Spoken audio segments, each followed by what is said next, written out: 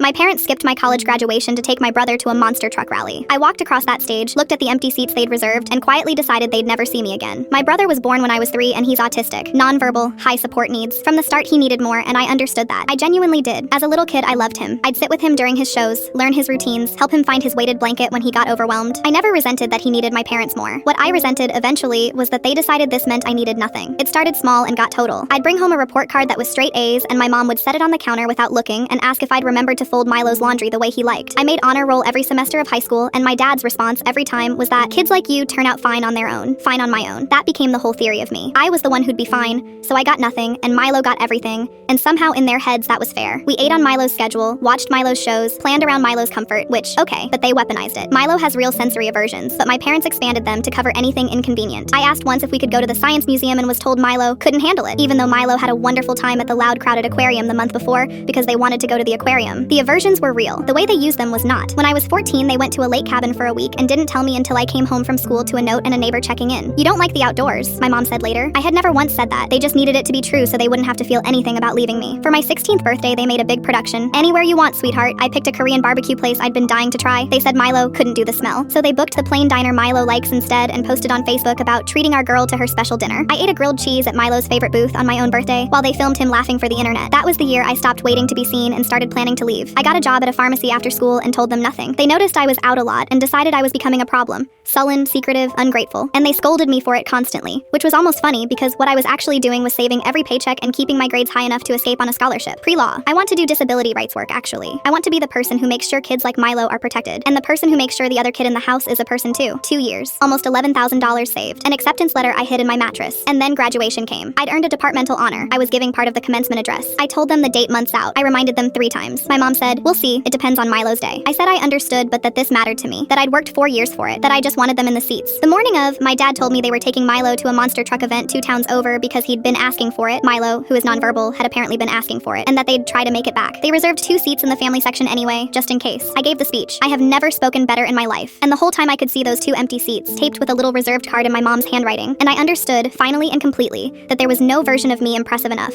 No achievement big enough. No day important enough. It was never going to happen. The seats were always going to be empty. They just found a new reason each time. I didn't cry. I'd done all that years ago. I moved out the following week while they were at Milo's therapy. I left a note that said I loved Milo and would always be his sister, and that I hoped they'd love him better than they'd loved me, which wouldn't be hard. I didn't leave a number. They found my Facebook eventually. Long messages about how I'd abandoned family, how selfish I was, how much I'd hurt them. I think about those 2 reserved seats a lot, how they went to the trouble of taping the card down, how even my absence they made about the gesture of caring instead of the caring. I'm in my 2nd year of law school now. Nobody reserves seats they don't intend to fill.